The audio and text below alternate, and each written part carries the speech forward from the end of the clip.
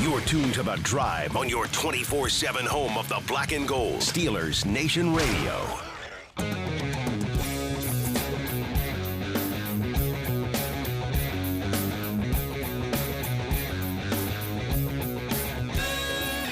Good afternoon, Steelers Nation. It's The Drive on the Steelers Audio Network. Wes Uhler and Matt Williamson with you here on a Tuesday, where we have got plenty to get to. Got to do our little Tuesday rewind.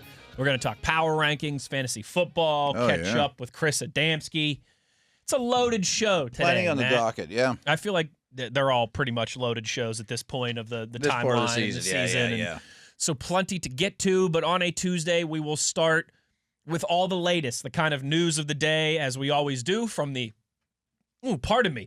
Yeah, TV brought me an Uncrustable from down at the Southside facility, and I am very grateful, but I shouldn't have ate that 30 seconds before we hit the record button, because now I'm coughing it back up.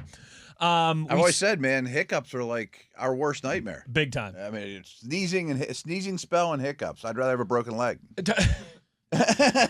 Total, and like you lose your voice and you say, I start watering a little bit. Yeah, and then you got to do the show for 2 or 3 days, sounding like you just chain smoked a pack of Marlboros. But those hiccups, they'll sneak up on you, man. All the time. Right. Right. Oh no. Peeling back the curtain for everybody, when I first started doing this here in Pittsburgh in 2018, I worked for a minor league hockey team for a couple years. I worked for the Eagles and the Phillies out in Philadelphia for a couple years.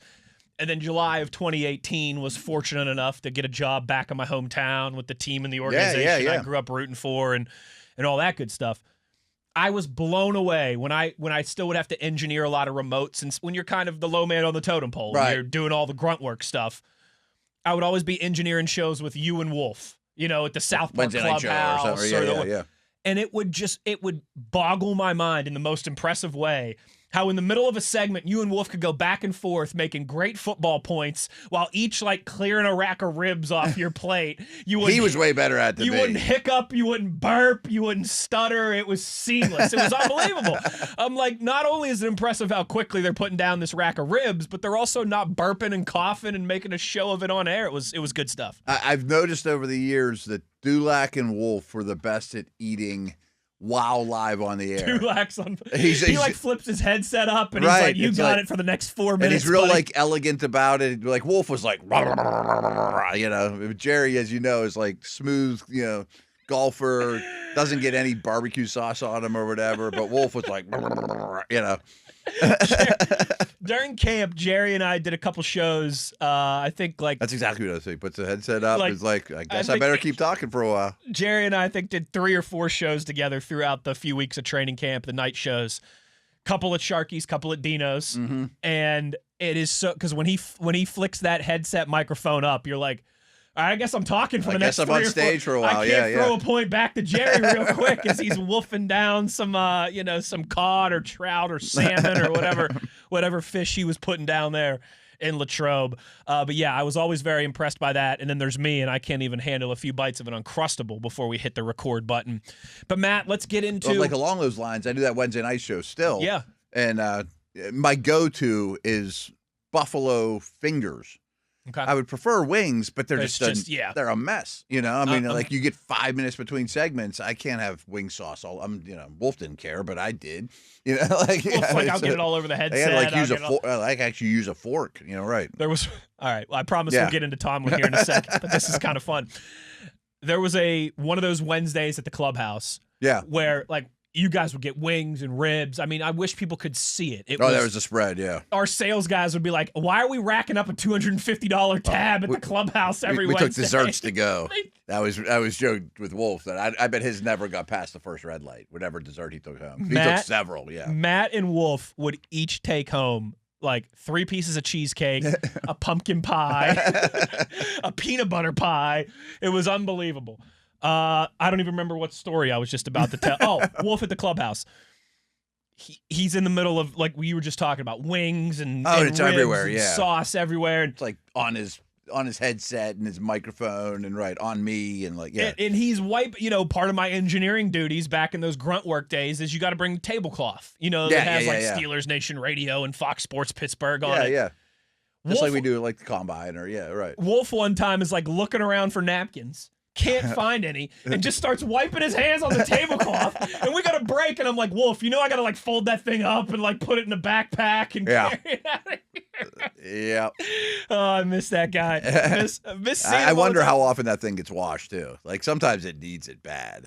I think like before the combine every year, and that's it. Yeah, I don't think it's on a weekly basis. No, I don't think it's on a quarterly basis. Right, and nobody would ever know from just watching it on camera. But if sometimes you're sitting there, I remember when I dripped stuff on here last time. It's still here. That was from 3 months ago.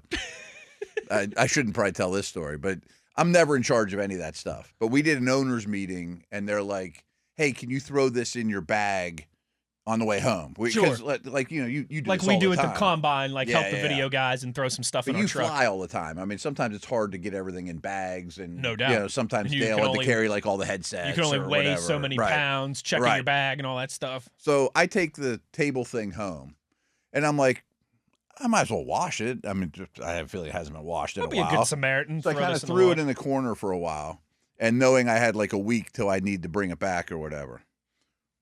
My cat used it as a litter box. Oh, no. Same one I'm sure we're using now. Probably the same.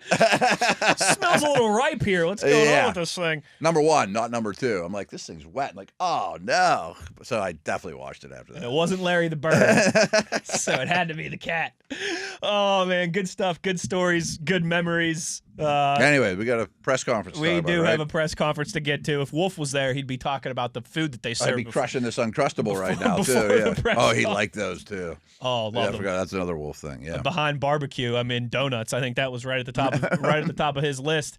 Tomlin weekly press conference, of course, always a lot of stuff that we kind of want to. Sound like this was a beefy one. Beefy. Went longer than usual. And, Really did. Yeah. Jerry and I do that little wrap-up show, and normally our segments are like 6 or 7 minutes long. They were like 3 minutes long. Wow. Earlier today. Yeah, Tyler was on there, said that this was longer than usual. Yeah, lot to get into, and I think that's understandable with the current state of the team, plus a lot of injury updates and news that people were waiting for.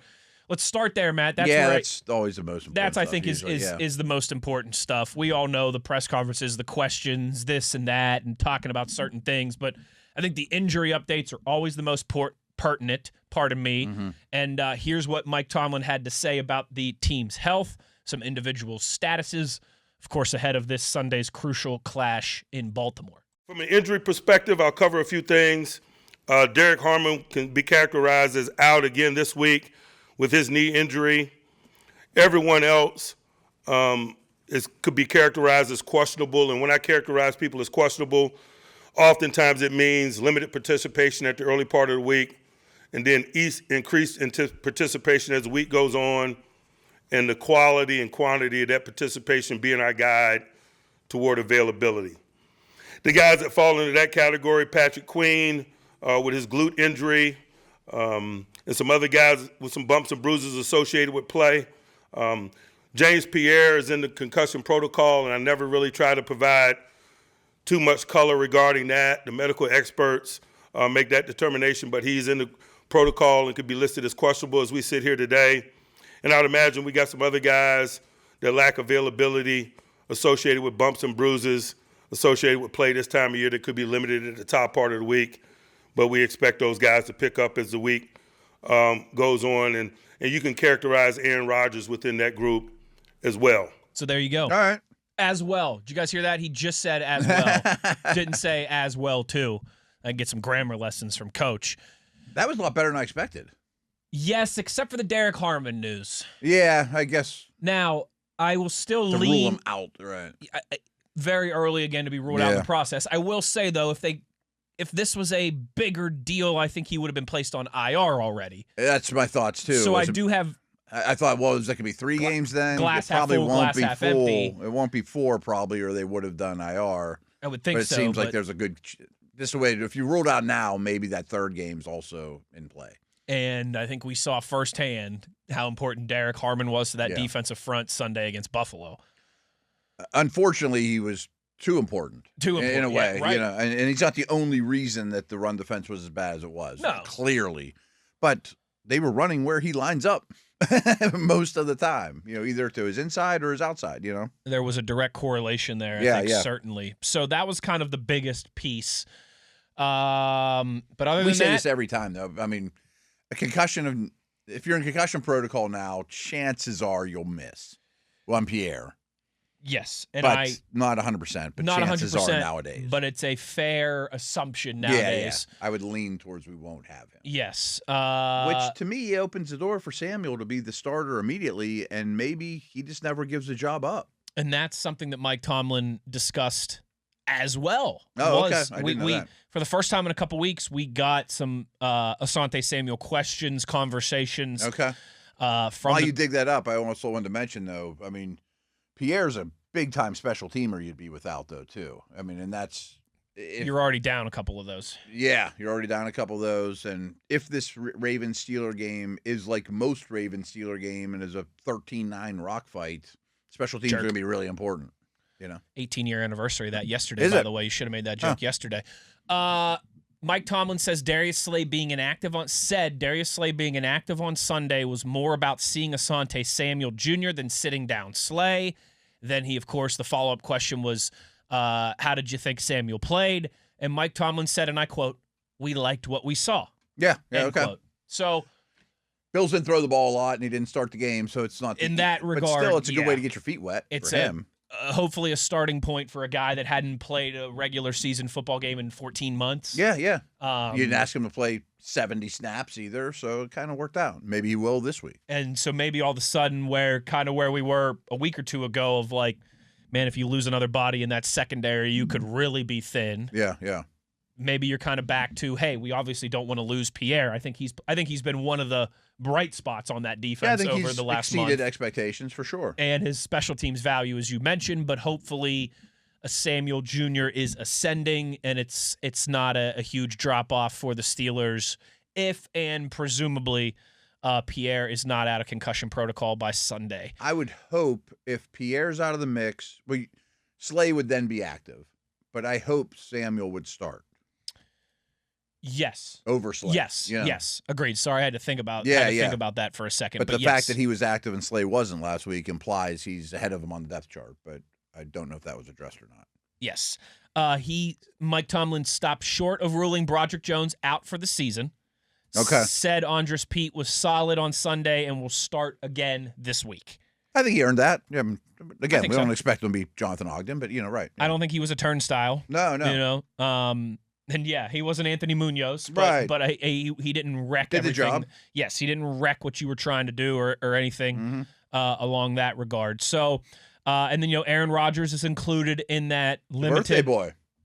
Yeah, 42 years 42 young today. Aaron Rodgers. How about it? What'd you do for your 42nd birthday? Do you remember? That's a good question. I would say that's 10 and a half years ago. Yeah, so you're right, middle of June. So 7 years. Well, almost a little over 7 years. I'll be 35 in February here, so gotcha. About seven years and change behind old Aaron Rodgers. Celebrate another birthday out in Indianapolis at the Combine with the boys. So I probably haven't mentioned this though, but when Rodgers came out of Cal, I was in the Browns war room. In terms, that's right. Like, he could have been a Brownie. Could have been a Brownie. Yeah. Old Aaron Rodgers holding the football up by the side of his head, old school style. Speaking of Aaron Rodgers, Mike Tomlin said that he came out of the game without any additional ill effects on his left wrist. Okay. Obviously, he had facial lacerations, but boy, did he. Yeah. Said there's a chance that he could be able to go under center this week, which I think is an important development. Something we'll talk to Chris Adamski about here in a little bit. And I can't remember if I brought this up or not yesterday, but Pursuta was a big believer in our Monday night show that, and I think I'm not saying he's on an island on this, but the running game's better when he's under center. Without doubt. And I think it definitely is too. I mean, it didn't help the cause. No. He didn't have that, that card to play. I think when you talk to, guys that played defense at this high, like if Moats was in here with us right now, especially with Rodgers play fakes, and he'd say from a run stopping standpoint, you'd rather have him be in shotgun. Oh, yeah, because it's easier to see. Easier to see. If the running backs line up on this side, it's going that way. If he's lined up on the right, it's going. It just kind of takes away a portion of the field that you have to account for. Yeah, and your angle as an off-ball linebacker is a little different. Right. No, I definitely think there's some truth to that. So there's kind of, I think, the most pertinent updates if you will, Matt, from Mike Tomlin's Tuesday press conference. We will, about 20, 25 minutes from now, talk to Chris Adamski, get all his thoughts as he was down there, boots on the ground, and covering Coach's weekly Tuesday meeting with the media. When we return, Matt, we're kind of bumping Adamski back a segment today just to work with everybody's schedule. So you want to do a little Tuesday rewind when we return before we talk to Adamski? Yeah. Rewatch the game last night. It was a little bit of Wesley Paradise, if I have to tell you boys honestly. I've shared with you before how we have 2 TVs in our basement. Yes. That's because I'm a psycho, because I need it. I had to go into the girls' little playroom last night, take a third smaller TV and set it up downstairs. Because last night in the basement, I had Steelers rewatch on one TV. Okay. I had the Pittsburgh Penguins beating up on the Flyers on the other TV. And I had Monday Night Football on the TV. Okay. 3 games going on at once, baby. That's the stuff of dreams right there. That's what I'm talking about. But obviously, I was most focused on my Steelers rewatch, and I've got a couple things to run past you as we kind of give some final thoughts on the loss to the Bills on Sunday. Put that to bed. Let's do that and put that to bed when we return on the other side. Wes Uhler, Matt Williamson. It's The Drive on Steelers Nation Radio on the Steelers Audio Network.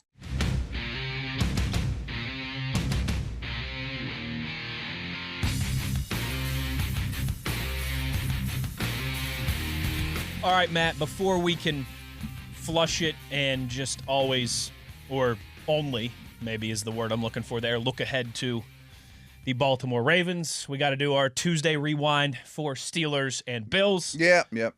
And again, I don't think we need to go. We did plenty of that yesterday, kind of dissecting and discussing from every current angle. And I've said a couple times, and I'm not dancing around it because it was such a bad game. There's not much expert analysis needed to see what happened in this game. No. Right. There's really not. And, with that, I think this is probably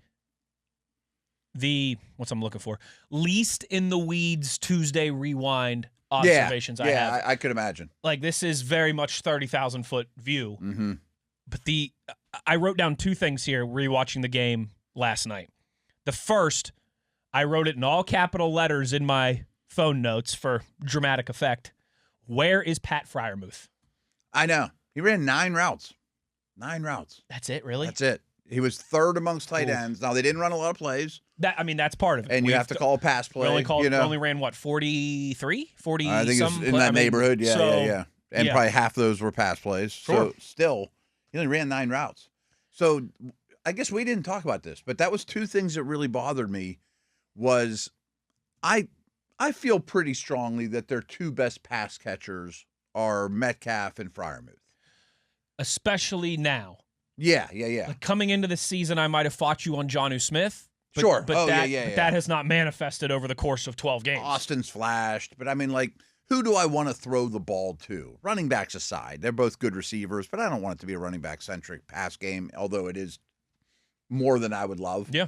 But I would think at this stage of the game, the guys I want to get the ball to in the air are Metcalf and Freiermuth. Agreed. And they each have a number that I really dislike. One is 9 routes run by Freiermuth.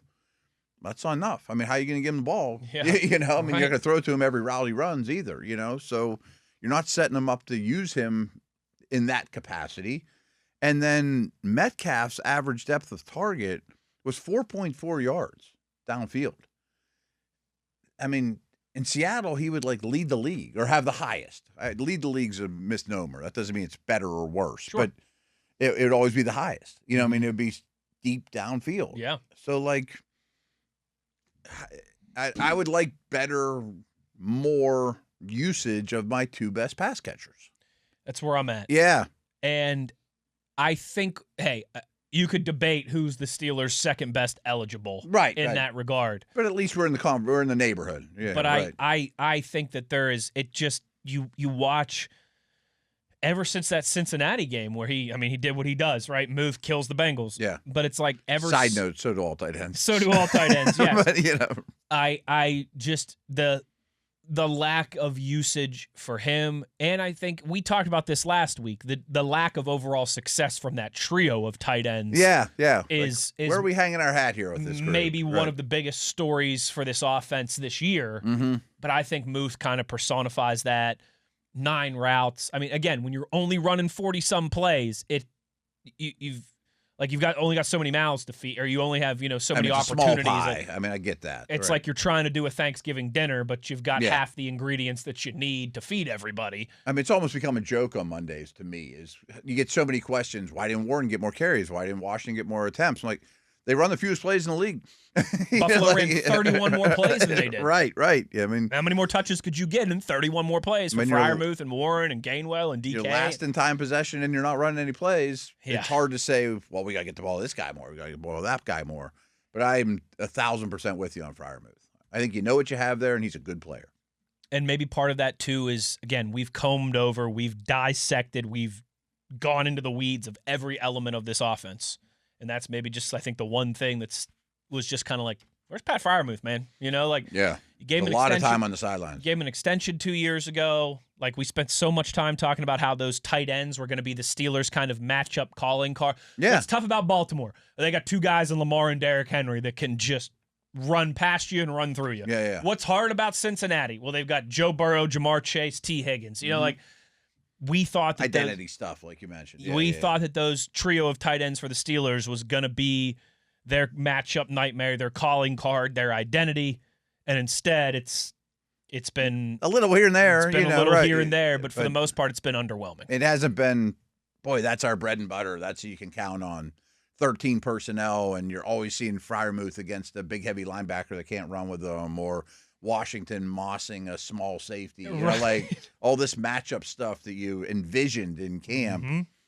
Underwhelming, yeah. Underwhelming. That's the word I keep coming back to. Yeah, no, that's a good one. And then you mentioned identity there, Matt. You used that identity word. That's something Mike Tomlin was asked about and talked about today. He said our identity is that we're 6-6. And I think there's some truth to that, but I think you can also kind of read through the tea leaves of... Sure. They're not the same team now as when 3 games in or 7 games in or whatever. Absolutely. And, if the Steelers were 6-6, but running the ball like one of the best teams in the league, I bet you coach would have said, we can run the football. But like when you're 6-6 and you're looking for answers, that's who you are. And kind of piggybacking off of that last night, so all I wrote down was 2 things in my notes because everything else that I wanted to write down, we already discussed on Monday. A lot of it's just right on the surface and pretty darn obvious. So first thing in all caps was, where is Pat Freiermuth in all caps? And the second thing I wrote down was, after 12 games and 13 weeks, I think there's only one thing I know for sure about this team, that the defense can take the ball away, and they have to for this team to have a chance to win. Yeah. I mean, I think there's enough evidence. And I know that that's not technically the answer, but if you're trying to look for an identity, if you're trying to look for a meat and potatoes, it's right now. Your defense can take the ball away. They're great at it. And they have to for you to win. Yeah. And I've actually said that a handful of Mondays this season. Like, they take the ball away, they don't win. I don't know if that's really an identity is we run the ball very well. We have the best offensive line and you can't run the ball against us. They're going to be, like I said, but the Ravens, when they were humming, you're going to get Ricard leading the way for Henry and Lamar. Like, that's no fun. 13 weeks into this thing, that's kind of my most prevailing thought is all that I know about this team right now. Yeah. I mean, I know they got to possess the ball more and all that stuff. But we know where they need to improve. Yes. But in terms of what you hang your hat on, the path to victory is the defense has to take the ball away for you to win. Yeah, and I think we all know at this point in this season, as much as any, that when you pick games on Friday, you're not going to have a great success rate in this league, no matter who's playing who, and especially if you throw spreads in there, of course. Even the Bills, I mean, they got walloped by the Dolphins. How did that happen? There's things like that are recent memory. But I do think one of the things you can hang your hat on is just a predictive way of looking at things is taking the ball away, even more so than giveaways. I mean, even more so than turnover differential. It's how many takeaways did you have / defensive splash. Like the days they don't get any splash. And interceptions count as splash, of course. But if it's a splashless day by the defense, I bet they lost. they almost can't win. Yeah, they almost. I mean, like maybe they could beat the Browns, but they're not going to beat the Chiefs and the Bills and the Ravens, and right. Now they're really good at getting splash. Yes, they are. And that's by design too. That's the good. That's the good part about it. But they are, of course, very reliant on it. And I'm like, that's the whole, like, everyone's having that conversation. That first half would have been uglier without the 2 turnovers. Boy, if you just break it down into that 30 minutes was the game. Yeah, you'd be like, they were the worst team, but they got splashed and and they won. They actually did win that 30 minutes, right? Imagine if TJ doesn't have that strip sack of Caleb Williams in the end zone, sure, and they don't get that defensive touchdown. Yeah. You end up losing that game by double digits. Mm-hmm. Right. And so that's a tough way to live, but they're good at it. It's a tough way to live, but they are good at it. But the other part of that too is, even when they were great at it in the first 30 minutes, 2 big turnovers and 2 big spots, it resulted in 7 points for the offense. Mm-hmm. And man, when they are not getting those turnovers, it's a stark difference between the defense that they are. Especially lately. Because the offense is struggling so much. Because there's been points of the season where the offense looks great and they're doing their own job, moving the ball down the field, right. But there's a lot of whack-a-mole with this team, too. Like, just when you think you got the run defense fixed, because, and then this happens. That's a good one. I like that whack-a-mole. Yeah. I like that better than the popcorn analogy. Yeah, I think it's more of a whack-a-mole thing. Because you know where it's coming from, and it's like... Just as you get one solved, here comes another. It's like, boy, we shut down Taylor and Jacobs and the Bears running game, and then another mole pops up over here. Like, I thought we had that run defense taken care of. And no, you didn't. No. And so it's... hard to pinpoint, Matt. That's like what I keep coming back to. It's difficult to pinpoint, but we're trying to kind of figure it out and parse through all this and discuss all this together. We have got to get to somebody who might help us, figure all this thing out and start to put some answers to these questions. Of course, Chris Adamski covers the Steelers for the Trib, co-host of the Steelers Blitz. We'll talk to him when we return on the other side to kind of close down the first hour here on a Tuesday. Wes Uhler, Matt Williamson. It is The Drive on Steelers Nation Radio on the Steelers Audio Network.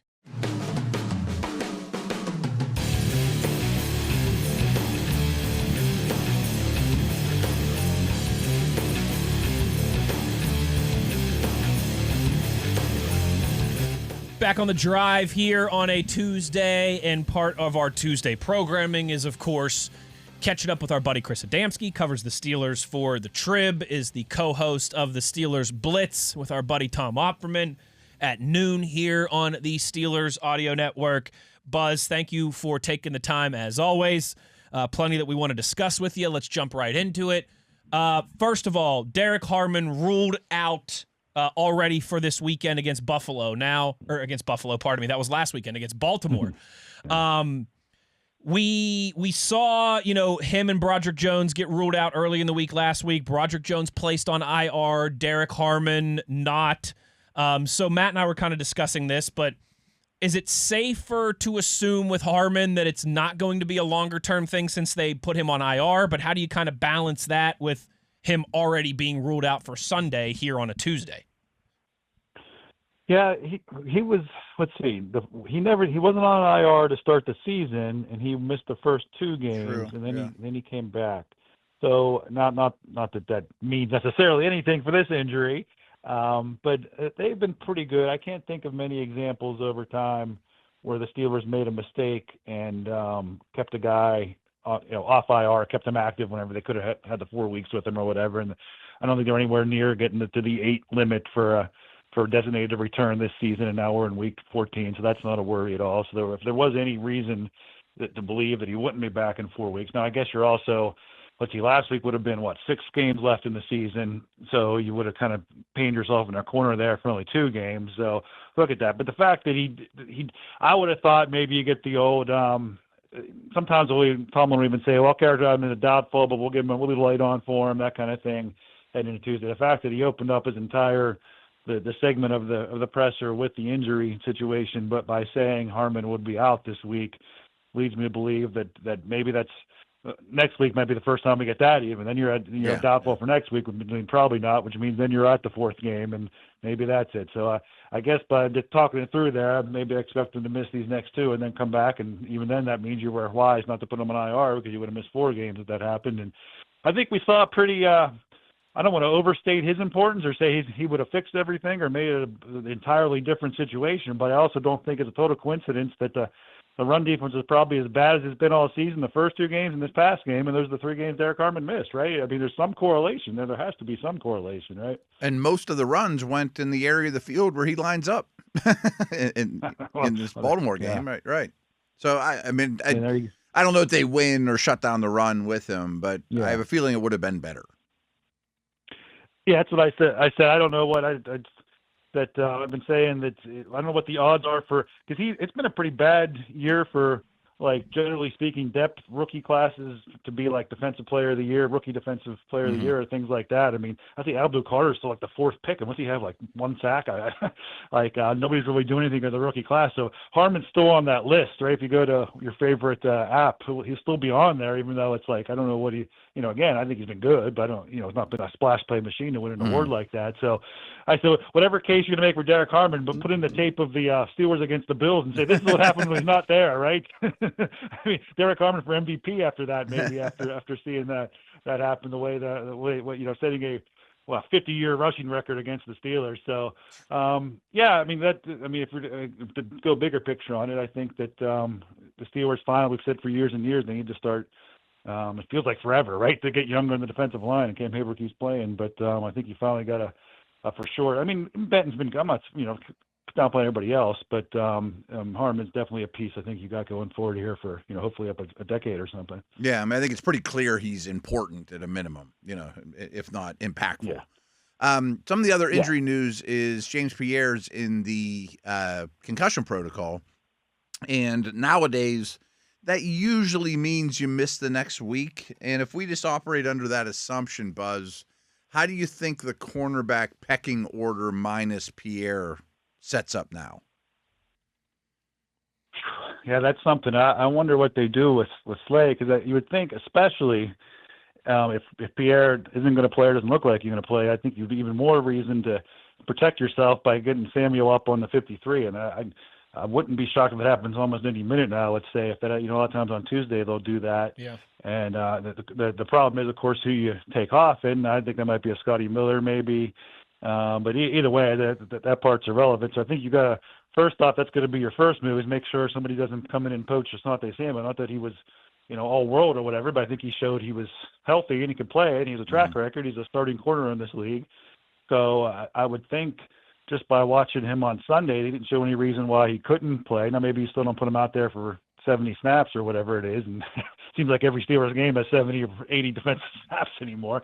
But he'll definitely be part of that, and so I think it becomes the question: is what do you do with Slay? How much do you play Slay? Is there something there that we're not? I mean, is Slay okay with being a part-time player? Is that why he was? I guess the special teams is an aspect of that. Why he didn't get a hat, I'm sure. But where is his kind of headspace at in terms of contributing? And if he is back, does he have to be the quote unquote starter again and things like that? But because really, aside from that, I mean, unless you brought Ramsey back to the corner room, which I still think you're pretty happy. I don't think with they the way want to do that.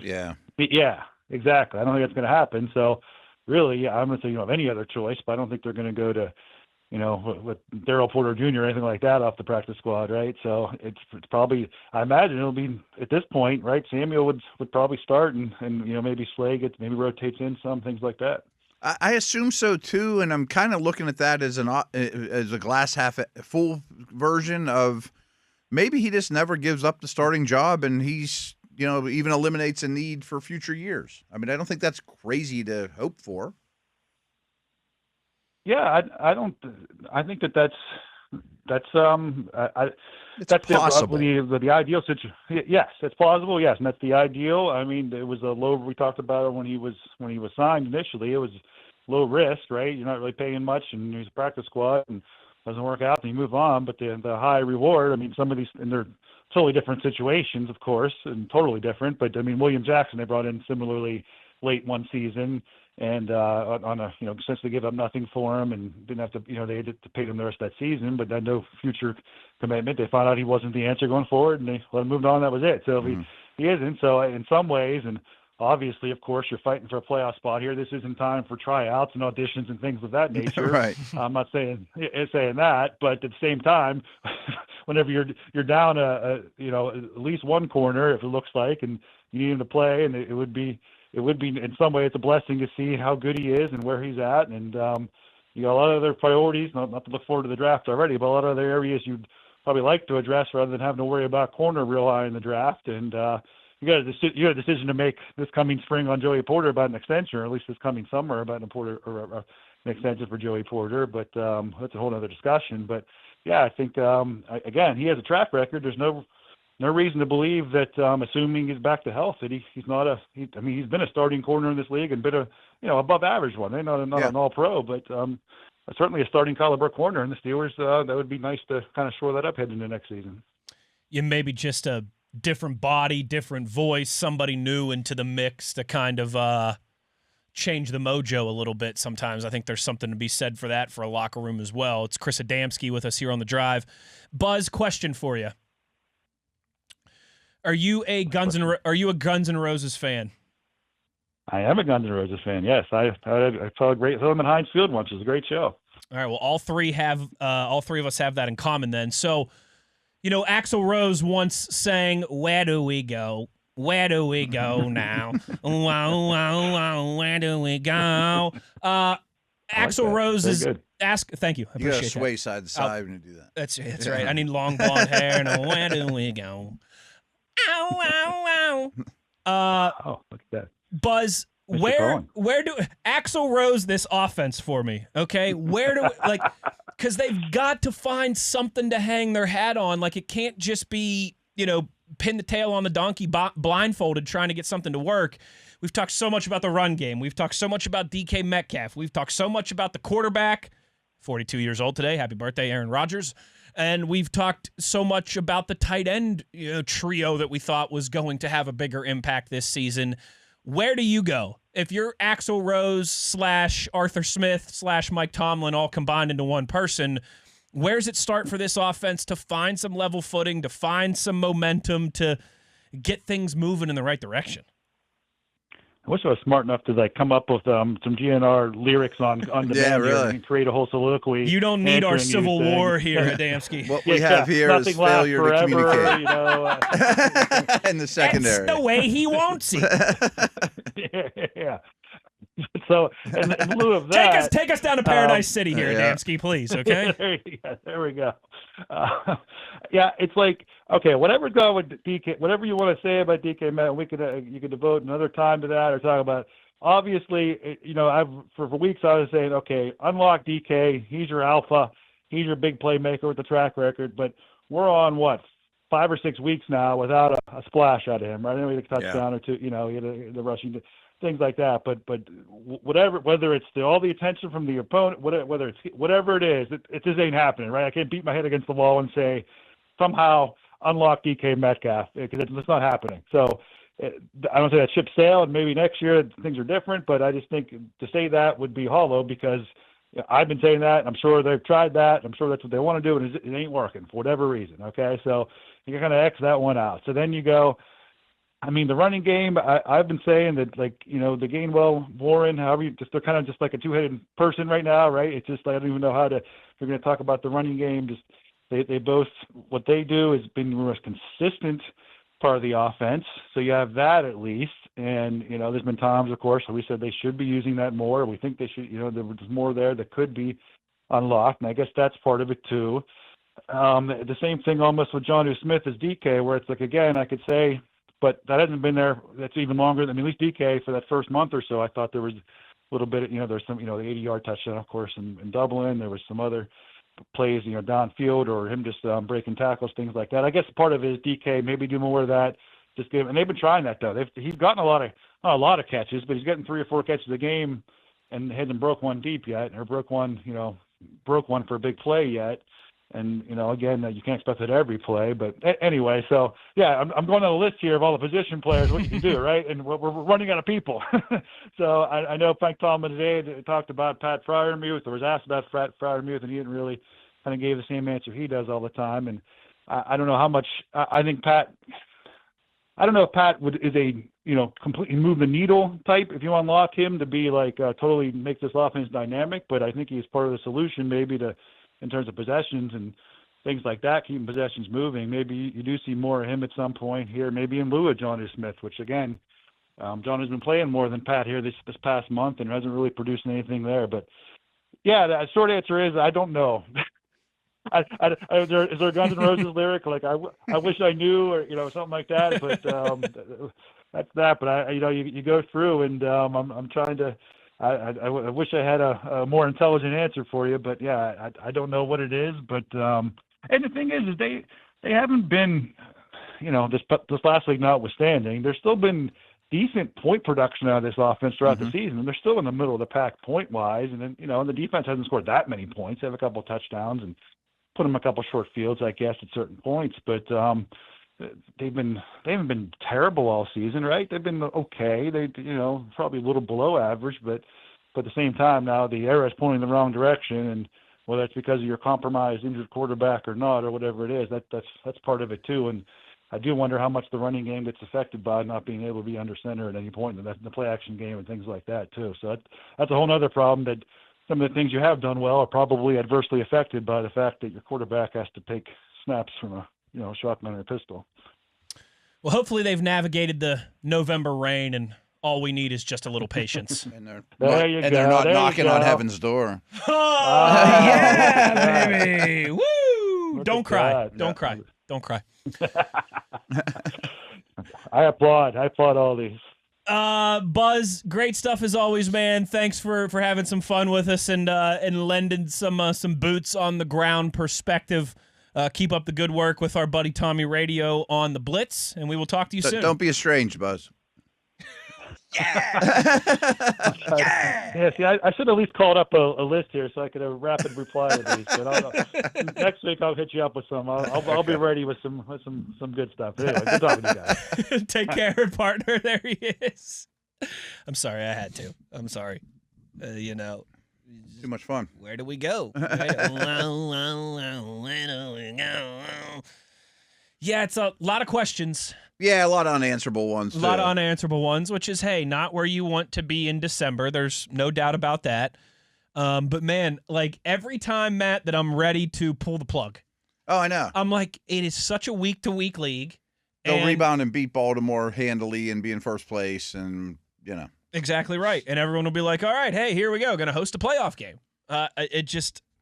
Listen, I'm not sitting here and thinking that the Steelers are going to play football deep into January or February at this point. Not the way they're playing. I mean, that's pretty clear. But at the same time, they still have everything right in front of them, despite, some warranted pessimism. Yeah. Agreed. I think that's probably they still control their fate, Yeah. Yeah, I'm glad you didn't say control your destiny there. I never would, because you can't. Don't say that around Mike Pursuta. I know. It's like the two things you can't say around Pursuta are anything nice about the University of Michigan. 100%. And you control your own destiny, because he'll go, oh, destiny can't be controlled. It's fate.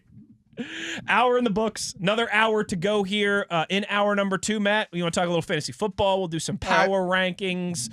All that good stuff that we typically do in hour number 2 on a Tuesday. On the other side, Uhler, Williamson, The Drive on Steelers Nation Radio on the Steelers Audio Network.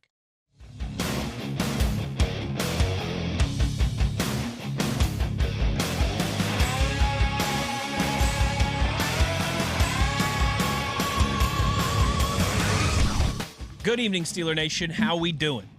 Well, that's good. Us too. Hour number 2 here of The Drive on your 24/7 home of the black and gold. Wes Uhler, Matt Williamson on a Tuesday, and we have got some Tuesday housekeeping to get to, beginning with our fantasy football focus. All right. Let me hit the waiver wire stuff here a little bit. Yeah. By the way, I don't know if you just saw this, but Guns N' Roses announced a tour for the upcoming summer, and they're coming back to Hershey Park once again. Oh, are they? Yeah. I might have to venture that direction. Did you go to that one or just the PNC Park one? I went to the PNC Park one. I saw them at Three Rivers with Metallica when it was like 91. Oh, like, yeah. I was like ending They high were school. at their height, and Metallica was like they probably on the only up had and up. 2 or 3 albums out at that point. Yeah. Yeah. It's like the Black Album tour for Metallica. Yes. And they kind of. Then they really took off. They were kind of equal at that point. It poured down rain. We had a blast. Yeah. That's awesome. Yeah. Is that towards the top of the list of favorite shows you've ever seen? But yeah, they just announced the tour. They're doing the Hershey Park. That's become very popular with a lot of bands and artists now. Like, instead of doing Pittsburgh and Philly or one or the other, just do Hershey, and your loyal fans will drive, 2-3 hours. Big stadium? Ish. Yeah. It's got a big field. It's probably 30,000, 40,000 yeah, people. And I'm sure they'll PNC Parkish size. Okay. Like, it's not Acrisure Stadium. Right. But it's not an arena show. Or a big Philly stadium. Yeah. I saw Dead and Company there a few summers ago. Enjoyed myself. Ran into Chad Tyson in the bathroom of all places. Oh, that's great. Of course, the afternoon host on WDVE. Matt, let's get into some waiver wire conversation here as we are starting to get towards the end of the line of fantasy football season. Bye weeks this week too. There's 4 bye weeks. Yeah, bye weeks this week. Injuries that are always piling up this time of year, and everyone just kind of trying to shore up that roster as you are hopefully getting ready to head into the playoffs before too much longer. Unless you need them for bye weeks or injuries, I would urge people, don't keep that second tight end that you're never going to play. Don't keep that second quarterback you're never going to play. Take a risk on somebody else. Take some running back that's, one Brian Robinson, who's one Christian McCaffrey injury away. That type of dude, Absolutely. So let's talk about some waiver wire options and pickups here. Matt, I want to get your thoughts. This is a funny one other note. Yeah. Dale was real big on this, and Dale loved fantasy, of course. He really did.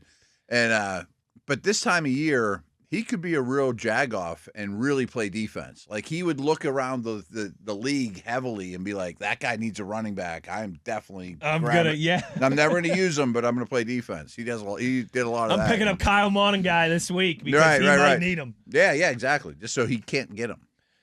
That's smart. Yeah. That's good thinking by Dale Lally, I tell you. He was into – I like fantasy. Mm-hmm. He loved fantasy. He loved fantasy. Yeah, he was real competitive about it, too. Yeah, right. Yeah.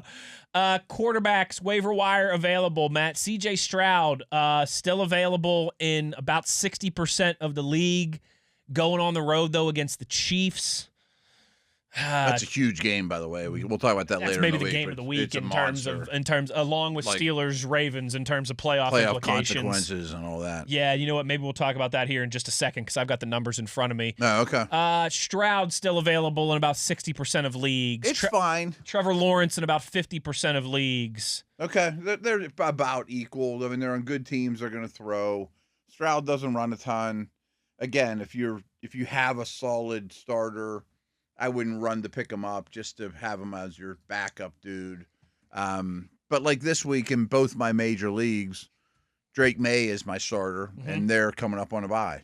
So I would have loved Stroud to have been out there for that, and then he wasn't for either league. Sure, right. Okay, so for deeper leagues in that regard, here's some of the these guys are all owned in 20% of leagues or less. So if you're in a bind, someone's on a bye, you really need someone. Stroud's not available. Lawrence Darnold's not available. Yeah. Marcus Mariota at Minnesota. Tyrod Taylor versus Miami. Tua versus the Jets. I put in for Mariota in that one league that was pretty darn thin, just for a 1-week rental. Thought he played okay. There was a point in his career, this is more NFL than fantasy, where I thought at the end of his Falcons tenure when he was getting benched, I'm like, this might be the end of the road. He looks horrible. But he's been much better in Washington, and he runs. So I'll take a shot on him for a week as a rental. I think you can have worse options, certainly. Like Bryce Young might be an option, but they're on their bye week as well. So he Carolina, San Fran, New England, and a bad team because all 4 of those teams are really going to benefit from a late bye playoff run. Is it time to try and pick up Devin Singletary if you can, with Tyrone Tracy exiting with an injury? This time of year, even if you only plan on if you got a spot in your starting lineup and he's better than what you're going to play with, then yes. I mean, he's not going to be a long-term answer. Look at things very week to week from this point on, especially at running back. And that's I don't think he's good, but that doesn't matter. If he's going to get touches and he's going to get a load share, I mean, that's Tracy's what you're out of the looking way, for. right. How about Bam Knight of the Cardinals? He's rostered in just 25%. Trey Benson, still some weird stuff going on there. There's no Benson news. I know the only news is his window has been opened, but it's been like 2 weeks for now. So I'm assuming he's going to be back in the mix sooner than later and really put the Bam Knights of the world on, to the side. Yes. I would expect that to be the case, but again, I've been stashing Benson on IR on one of my sitting on my roster forever. Been sitting there. Yeah. Him and Omarion Hampton, and both of those guys have been like, I thought they would be back by now. I think Hampton should be back this week. I think Harbaugh said. Okay, he ruled him out pretty quick last week. Yes, indeed. Devin Neal, 50% roster. I picked him up a week ago. Rostered. Same here. Yeah. I wish I'm not sure if we even brought him up, but I don't think we did. Kamara's been out. I can't see any reason why they rush him back, and maybe they just leave him out for the rest of the year at his age, etc. But Neal got a lot. I don't even care what kind of fantasy numbers he put up, but his role was really good. He was out there for like 75% of the pass attempts and over 50% of the carries. No, he could find the end zone. Yeah. I'm actually going to start him in my league that I'm getting hit hard with buys this week. I'm winning the league on the back of some dudes I'm sitting this week because of our bye, and I'm just going to plug him in and hope he gets me 10 points, But if he's on the field a lot, he probably will. Because I've got Travion Henderson on the bye this upcoming week. He's the one I have to fill, right? So if Hampton or Benson aren't back, I'm going to end up starting Devin Neal as well. Yeah, I did that actually before he came to here. I just put my starting lineup in. I'm like, well, it's the best I got, but it's he plays. He shouldn't have been a 7th round pick in real life either. No. I mean, just a really deep running back draft. He should go round 4 or 5, in my opinion. He was a lot of fun to watch in college, for sure. Yeah. He can handle a pretty good workload, too. Another one of them stout Big 12 running backs, along with the R.J. Harveys and the Ollie Gordons. Wide receivers here, Matt. Let's see. Adonai Mitchell of the Jets, just 2% rostered against Miami this weekend. So this is an NFL note. All of a sudden, the Jets have some interesting nest pieces on offense. They didn't trade Breece Hall. They've been drafting O-line, especially tackles. They got Jason Taylor's kid at tight end, who's a rookie, and Mechie and Mitchell, who they've added like in the last month. Mitchell came over in the cold sauce trade, and you also obviously still have Wilson, who's going to be your number one. They may have found 2 receivers in Mechie and they might Mitchell. have. Yeah, because both those dudes are talented. They just had weird careers to this point. So they're throwing Mitchell the ball a ton.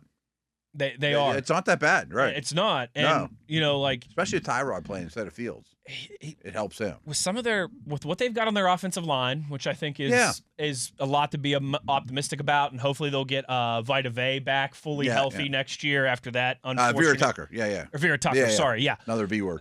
Another hyphenated V word name. They've got some pieces on that offense. Like 1 million draft picks. They got 1 million draft picks. If they could keep Breece Hall around, they've got Mason Taylor's a nice tight end. Right. They could all grow up together on offense, right? If they can find a quarterback, obviously that's always. But they might be like a good off season away from not being a pushover. Yeah, all of a sudden look like, oh, okay, I see what they're doing here. What about Jaden Higgins from the Texans at Kansas City? He's 35% rostered at this point. Also coming on strong, and they're playing well. So you could do a lot worse. He might be a top 36 guy this week. Yeah. Christian Watson available in 53% of leagues. He shouldn't be. He's really starting to jump. I'd be shocked if he's available in many of our listeners' leagues right now. Chris Godwin, 55% available. He hasn't done much, but I grabbed him 2 weeks ago because somebody cut him. And just kind of marinating, hoping that he comes on the stretch looking like himself. He hasn't quite gotten to that point yet. No. I think that's about it. I mean, tight ends, Colson Loveland's still available in a little over 50% of leagues. I think he's going to be a star. I mean, this league too. I'm talking about, I have Kittle, and he's off this week. So I put in for Loveland, and there was 2 or 3 tight ends I could – if I don't get him, I don't get him. I don't care. But, I mean, I think he's going to be a good player. Yes. Britton Strange available in like 70% of leagues. He's been coming on strong. They've thrown the ball when he's been out there, even before his injury. They do. Yeah. They do. I like his game. I do too. He's sneaky, I think, under the radar in the kind of tight end conversation, but I think he can really be effective. Matt, I think that's about it. Probably, yeah. In terms of pretty thin. In terms of waiver wire names to discuss and all that. Let's take a break here. We'll do power rankings on the other side, and then let's look at some of that playoff bubble picture and percentages and that we were talking about. I did a whole podcast on today. Good. It's a hairy mess. Yeah, right. Boy, is it. Yeah, there's some big games coming up. There are, and we'll do that in this hour before we. Thursday. Yeah, no doubt. Starting here in about 48 hours or so. Yeah, Thursday's close to an elimination game. Probably is for Dallas. It might be. It very well could be. So we'll discuss all that as we roll along. Power rankings on the other side as we continue hour number 2 of The Drive here on Steelers Nation Radio on the Steelers Audio Network.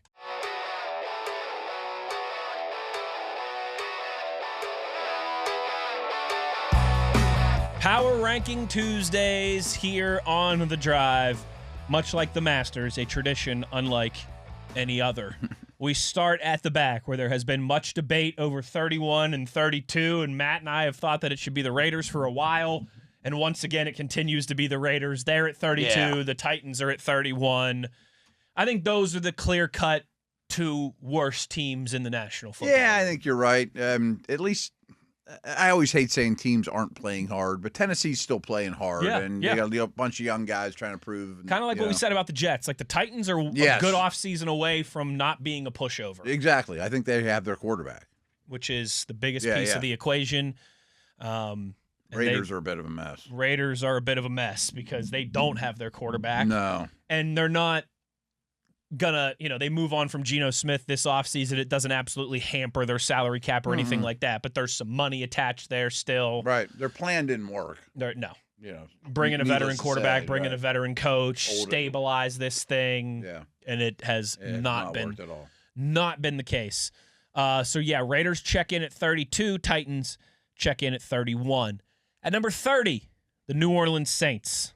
I mean, I get it. I might have them a spot or 2 higher, but I get it. I get it. I mean, 2 and 10. This neighborhood, there's a bunch of bad records and a lot of losses, and again, I don't think they're a hopeless case. I think they could have a surprise win in them between now and the end of the season we didn't see coming, but they will probably say that for the next couple teams. Yeah, no doubt. Checking in at number 29, falling last night up in New England. It's the G-men, Jackson Dart back in the fold, and shocker, Matt, he took a few big shots in that one. Sure did. I was sitting here thinking as we were talking Saints, I'm like, would I go Saints or Giants? Like, splitting hairs, but probably yeah, I don't know. I can understand both, but I probably would have the Saints ahead of them. Depend on where the game was, but you mentioned that Dart. He took a couple of big shots. Yes, he did. I love that the NFL. I know that protecting quarterbacks is rule number 1. But these quarterbacks that just kind of ease out of bounds. Sorry. And you don't get that benefit of the doubt, man. No, the league is letting you light them up. I mean, Ramsey did it a couple weeks ago or recently too.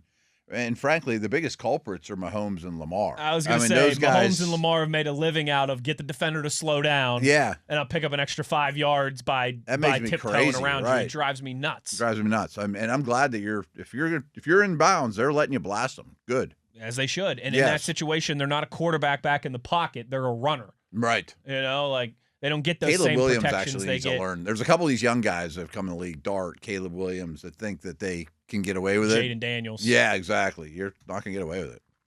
No. And Caleb Williams might love to take sacks. Jackson Dart loves to take hits. He sure does. He worries me every time I watch him play. Him and Jaden Daniels.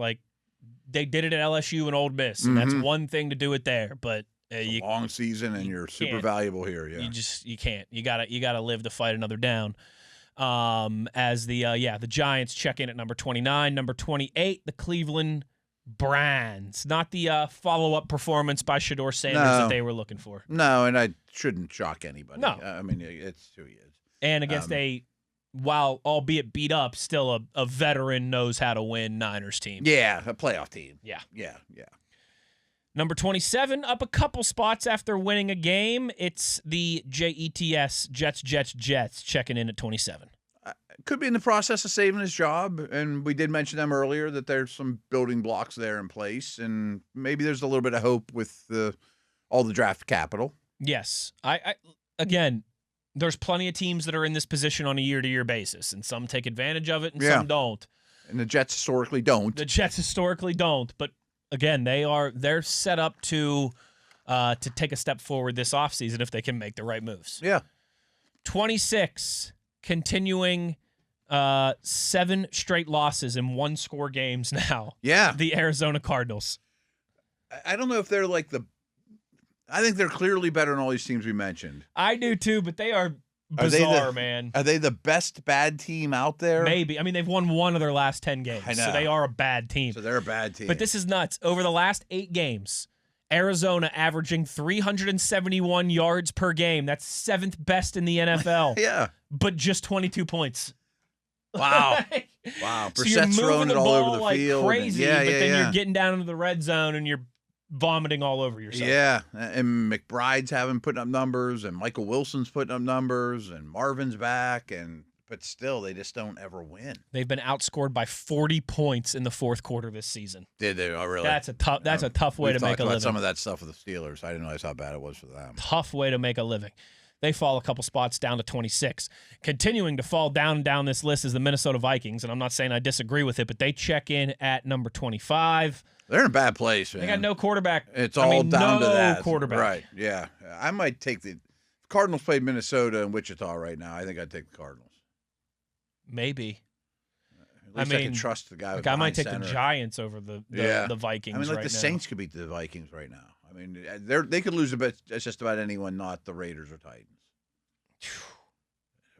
They won 14 games. I was going to say, right? Yeah. Of all the surprising teams in either direction, surprising because they've done better, surprising because they've done worse. Yeah, Vikings might be the most surprising. I think they've had the worst quarterback play in the league. It's 3 different guys now. Yeah, but man, not great. No, for a team that was won 14 games last year and was there's a lot of pieces in place. I mean, they were a Week 18 win against Detroit away from being the number 1 seed in the NFC last year. Yeah. And now they're going to be completely out of the playoffs and maybe picking the top 10 in a brutal division. Yeah, Falcons checking in at 24. They're down a few spots.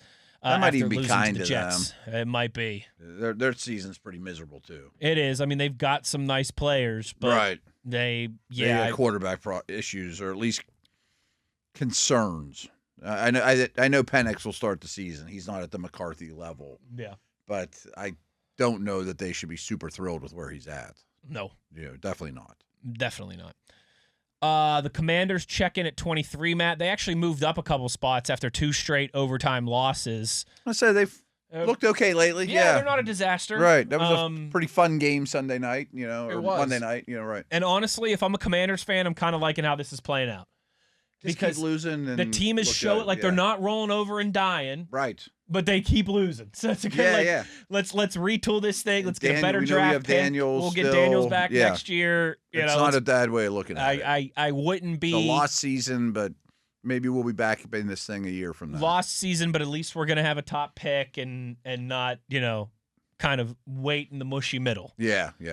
22, the Cincinnati Bengals up a few spots after Joe Burrow returns, and they thrashed the Ravens on Thanksgiving. I might have them higher. I mean, this isn't the same. Power ranks aren't the same as like playoff predictions, and I'm not predicting they're going to win the North, but they could run the table and win the North. Oh, I don't think that's going to happen. I don't think that's going to happen either, but you're technically right. They could at this point. And that's, again, getting back for Cincinnati, if you just had one of those games that got away from you, if you just had one and you were 5-7 instead of 4-8. Yeah, they're a game away from being interesting. It's kind of the game away from being a game away. Exactly. Although I'm looking over your shoulder and Miami's ahead of them. Miami's playing pretty well. Yes, so I would have Miami ahead of them. That's a good point. And Miami does check in at number 21. They could still definitely finish with a winning record. They've got they're get some momentum here. They've got the Jets, and then they come to Pittsburgh. I mean, they could be 6-7 rolling in here for Monday Night Football, which I don't think any of us predicted a couple months ago.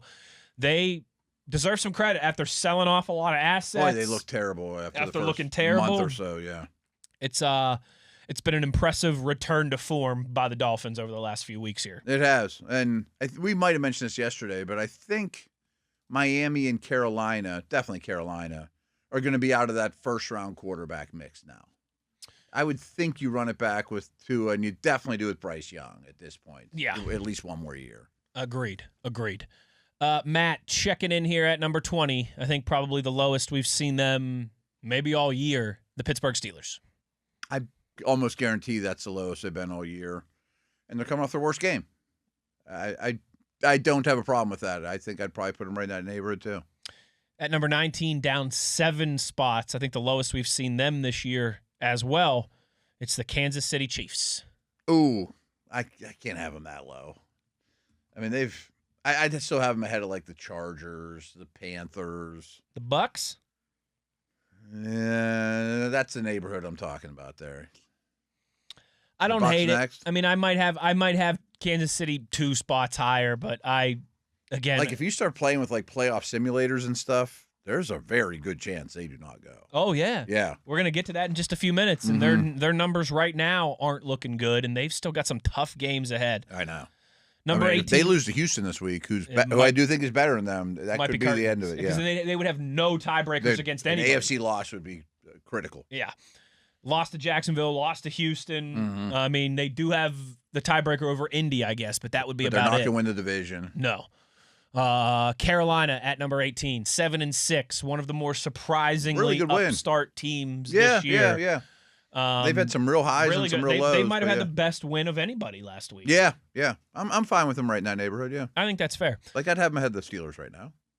I think so. I mean, they just beat the Rams, who were number 1 on everybody's power rankings. They just played their best game. They just played their worst game, right. Hey, and as my dad always says, right? You're only as good as your last performance. Number 17 is the Tampa Bay Buccaneers. Yeah. I have hope that they'll... half game ahead of Carolina. That they'll start to assert themselves in that division. And, I doubt like a Week 18 game's going to be the difference between Tampa and Carolina winning that division. Yes. Checking in here at number 16, it's the Dallas Cowboys, up a couple spots after beating the Chiefs on Thanksgiving Day. They are 6-5-1 and still in the hunt. They are. Uphill battle, but still in the hunt. They go to Detroit Thursday. Both those teams played Thanksgiving, so they're going to play a week later, which I'm glad they do. I like that. But if they lose, they're out. I mean, not mathematically, but if they lose that game, they're out. They're kind of like the Bengals story, where if you get out one more win early in the season, or if you could pull off maybe the Quinn Williams trade 2 weeks before you did, or whatever, that maybe they'd have be in the hunt. Or if they're in the AFC, they'd be in the hunt. They're playing really well. Yes, they are. They're that kind of proverbial, like, I would not want to see that team right now. No, like, I might pick them to beat the Lions. Yeah. In Detroit, yeah, in a very crucial game. Man, the Cowboys are much better on defense, and they're still humming on offense. Number 15 is the Chargers, up to 8-4. I don't understand that. But they would be much lower for me. I think so, and particularly with Herbert's fractured left hand. Yeah. I mean, they still the same O-line issues. I mean, they are 8-4, but yeah, the issues are still the same there, and now the quarterback's banged up. Yeah. I mean, Chiefs, Dallas. I mean, several of these teams we mentioned lately I would have ahead of the Chargers. I don't think the Chargers are going to end up in the playoffs. This one's surprising to me, but at number 14, it's the Baltimore Ravens. The more work I do on them, the less I like them. Yeah. I know they had a winning streak before this past week. I have the Cowboys ahead of them. I have the Chargers ahead of them. Yeah. I know the Chargers have their issues, but so does Baltimore. Baltimore's got a lot of issues, and some of it's pass rush and O-line, and don't really have a number 1 receiver right now. And one thing about them, and boy, I can't harp on this enough, how much I hate playing a second straight opponent with the rest advantage. Yeah, you've brought that up a couple times, but I understand why. But Lamar missed a lot of throws against the Bengals, but he started to look a little more explosive as a runner. That was just starting to show up. And now with 10 days, you might get him looking like an explosive runner again. Because I'll send you some of the stat stuff, of course. But since he's played 5 games since he's been back, and he's averaging like 18 rushing yards a game since he's been back. There's like no designed runs. He is clearly not healthy. Not the same. And because of that, they're not the same offense. No, he rose all ships. Yes. And I'm interested to see that as one of the biggest storylines Sunday at 1:00 at M&T Bank Stadium. Number 13, the Houston Texans. I'm high on the Texans. 4 straight, 5 of their last 6. I believe all their momentum. Same. Yeah. I think Defense they is might awesome. have the best defense in the NFL. Awesome. And, they navigated the loss of Stroud there. Mm-hmm. And it looks kind of like got better in the meantime. They had some key injuries, new offensive coordinator. It took some time for that offense to all come together. But I think 0-3 start was I think they're getting there. Yeah. I think they're getting there. They're a dangerous team. They're another one of those, must be something in the water in Texas, kind of like Dallas. They're hitting their stride now. Will it be enough to get into the playoffs? Still to be seen, but I really like their chances, especially if they get a win on Thursday. Mm-hmm. Just ahead of them is the team that's just ahead of them in their division, number 12, the Jacksonville Jaguars. Jags and Chargers, I'm not exactly sold on. I don't know that they're playoff caliber teams. One of them I think is going to get in. Probably. Because I don't think it's going to be the Chiefs. They both have a lot of things going for them. Yeah. But I think this is about the right range for Jacksonville. Mm-hmm. I think Houston's better than Jacksonville. I do too, and they just beat them head-to-head a couple weeks ago. Yeah. But yeah, they're just a spot apart at 12 and 13. Yeah, I'm splitting hairs. Not the end of the world. After a painful Thanksgiving loss to the Packers, the Detroit Lions, the 7-5 Detroit Lions, check in at number 11. When you start fiddling with the playoff stuff, I don't think they're going to end up in, which is amazing. It really is. Can you imagine if the Chiefs and Lions both don't make the playoffs? Crazy. Yeah. Two of the absolute betting favorites going into this year. Final 4 teams last year. Yeah, right. Yeah. Yeah. Well, I guess the Lions were, but still, the Lions were close. Yeah. Number one Washington seed in the NFC last year. Number 10 is those Philadelphia Eagles, Matt. Something feels off in Philly. Oh, it does. Something's wrong in the water out there in Philly. I don't have a problem with where they're at, though, in the rankings. I don't. They, I think, could still figure it out, but it also feels a little different than some of these past years where Philly's had their struggles. Yeah, and I think there's some offensive coordinator stuff. Yes, agreed. Defense isn't quite as great as you would want it to be, and the run game is just nowhere close to what it was last year. No, the O-line's that's their biggest among it's everything else. It's the offensive line is not as good because of that. Saquon and the run game are not as good. I think that's their biggest issue. I'm not going to divulge it right now, but we just got TV to send us some late-breaking Steeler news we can end the show with. So, baby. Ranks, right? All right, let's get through this, and then we'll do some breaking news. Number 9, the Buffalo Bills. I'm still not sold. I mean, I don't think their run defense is very good, and I don't think their receivers are very good. Same. They played a very good game. They did. It wasn't just the Steelers being bad. They played a very good game. But I think Josh Allen is unbelievable, but too important to them. I agree, but I'm also going to give them benefit of the doubt for having that superhero. Yeah.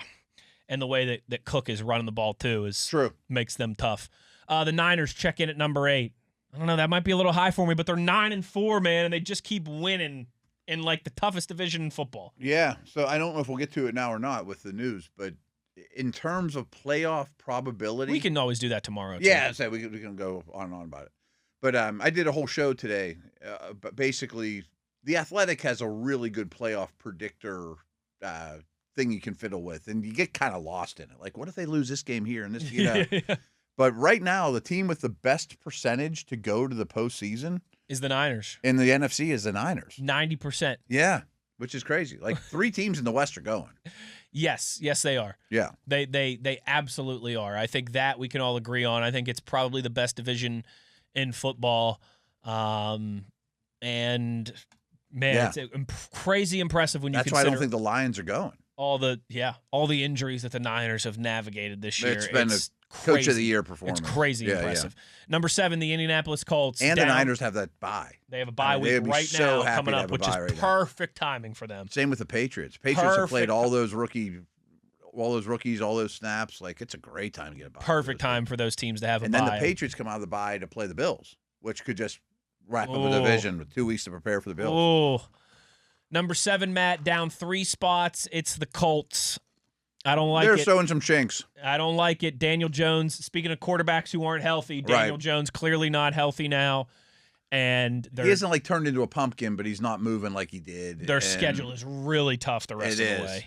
I think they'll probably limp in, but I don't think they're playing great. No, they're definitely not. They're They're not putting trending in the wrong direction. They're the opposite of the Texans. They're not right putting now. up the crazy offensive numbers like when the Steelers saw them and Taylor and all that. Yeah. Number 6, up 5 spots. The highest they've been this year. The highest they've probably been since Jay Cutler took them to the NFC Championship game. The Bears. The Chicago Bears at number 6. Their offense is great. I don't hate it. It really is. I think I'd have them ahead of the Colts. I don't know about the Niners, but I think I'd have them ahead of the Colts. I think I'd have them ahead of both those teams. Yeah. I think they got a coach and quarterback's coming along well, and they just keep passing every test. What's really cool is they play them and the Packers play 2 of the next 3 weeks. They play this upcoming week, then there's one in between, then they play again. And really, if the Bears only win 1 of the 2, they're basically in. Yes. Yes. And it's, hey, who saw that coming? Right. The Packers check in just a spot ahead of them at number 5. 8-3-1 versus 9-3. Okay. We could fight who should go ahead of the other, but I think based on current form, it should probably be Chicago. Yeah. Based on bigger picture, benefit of the doubt, it should probably be Green Bay. I think I probably trust Green Bay more. I trust Love more. Number 4 here, Matt. 10 straight wins on the bounce. Yeah. It's the 11-2 New England Patriots. Totally took care of business last night. May is very much in the MVP conversation, and they have their bye, which they should be thrilled about.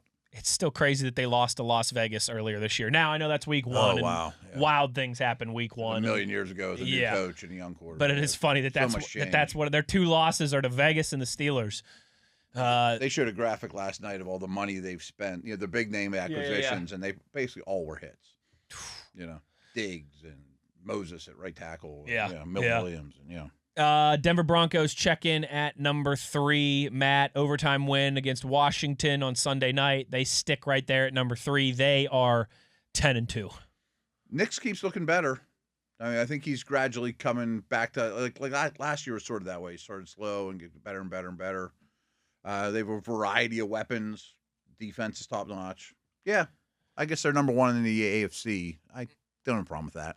Yeah, I mean, I guess New England has like the half game advantage on them because they haven't had their bye week yet. But if those 2 teams were playing, I think I would lean towards Denver at this moment. Probably. So, yeah. Number 2, the Seattle Seahawks. And number 3, the LA Rams, despite a loss at home to the Panthers. Or was that in? It was in Carolina. That was in Carolina. You're right. Pardon me. I don't hate it. I mean, I would have those as top 2. I think I'd still have those as the top 2. Again, if you want to argue on like current form and all those things, but Seattle destroyed the Vikings. Destroyed them. And would have won the game if they didn't snap the ball on offense. I mean, 5 takeaways, 4 sacks, 0 points allowed. Yeah, I had him on my top fantasy team. I got 34 points out of him. It's like, whew, nice. Whew. And then LA at number 1. I don't hate that. I think they'd probably still be my Super Bowl pick if I had to make one today. Yeah. Despite losing a tough back and forth one in Charlotte to the Panthers. Carolina's a little better than we thought. And Carolina is certainly better than we thought. Yeah. There's the Week 13 power rankings as we head into Week 14. So I guess it's the Week 14 power rankings on the back of Week 13, but you get what I'm saying there. We do have some Steelers breaking news that we will discuss on the other side before we get up out of here. Matt Williamson, Wes Uhler, it's The Drive on Steelers Nation Radio on the Steelers Audio Network.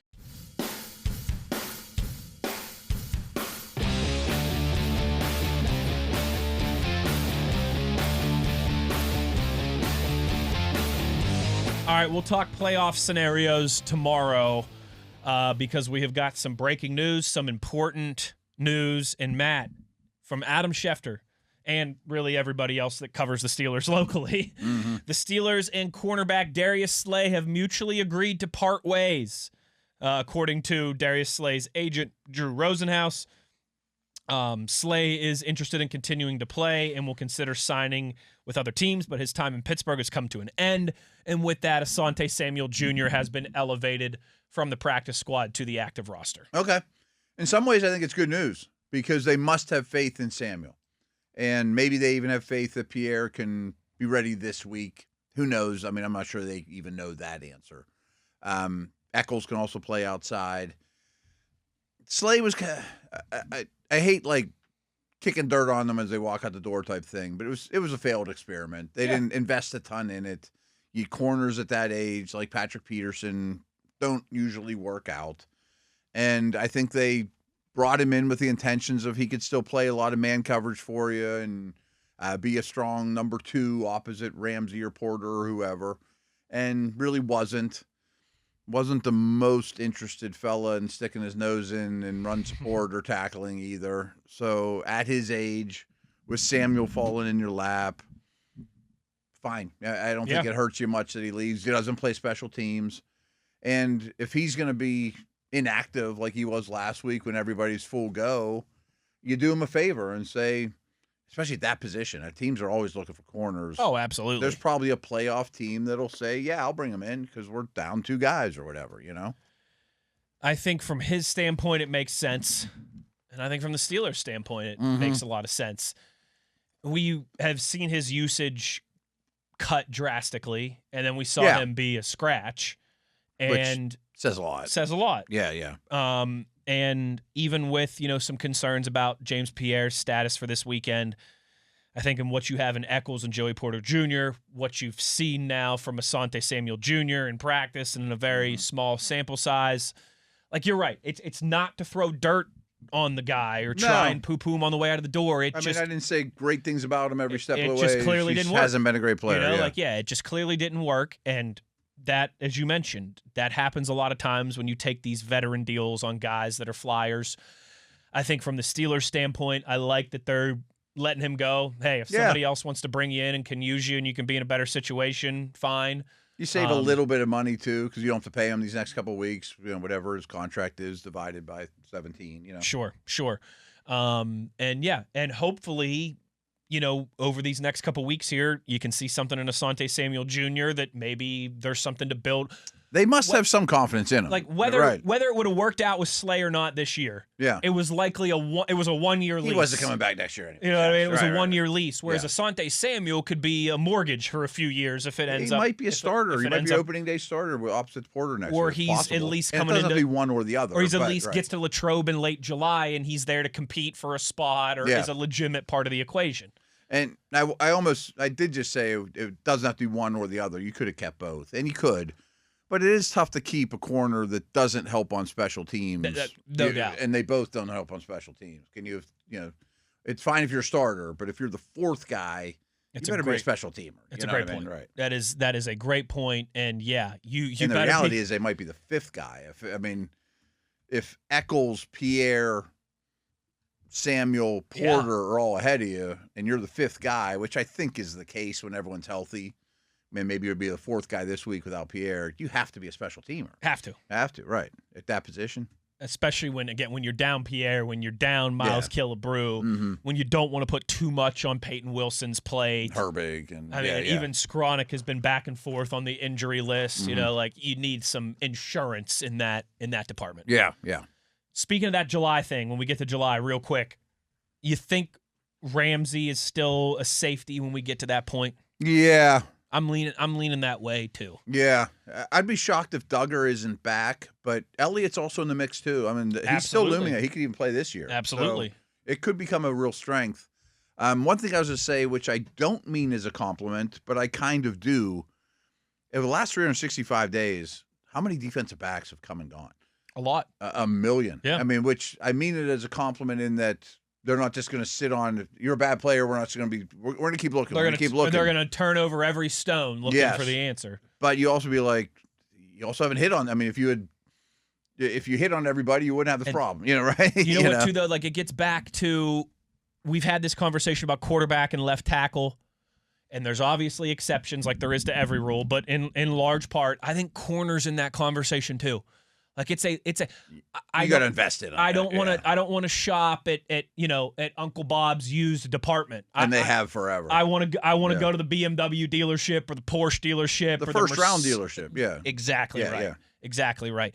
And so that's one of the things that that people like to scream about and discuss. Like like other than Cam Sutton and I think Joey Porter Jr. now, when was the last time that they drafted and developed a corner? And Porter's the first one in a long time. I agree, but there's also no one in the first. Artie Burns. How long ago was that you could point to and was like, that was a huge miss? When you're drafting these guys in the 5th and 6th and 7th rounds and signing, they turn into Ike Taylor or whatever, signing guys in their 30s, the Pat Petersons and the Darius Slays, you're gonna need exceptions to the rule more often than not. Yeah, and you got to be able to be light on your feet and move away from those dudes if they don't work. And one of the issues too is the same problem with offensive tackle is when you're picking in the 20s, you don't get Ramsey or Peterson coming out of school that's the slam dunk top 5 pick. I mean, those guys go quick. It's the Mercedes-Benz lot. It's the Porsche dealership. And there's only so many of those. It's not like anyone can go to Mercedes-Benz and Porsche, but there's only in these draft classes, there's only a couple Mercedes-Benz and Porsches available. There's not a lot to drive off the lot.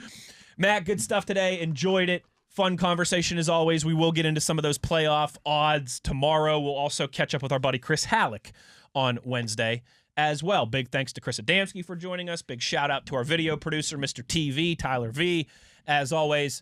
And a big thank you to Matt Williamson. He is Matt Williamson. I'm Wes Uhler, and you've been listening to The Drive on your 24/7 home of the black and gold. Take care, everybody, and we'll talk to you tomorrow. As always, you know where to find us. It's Steelers Nation Radio on the Steelers Audio Network.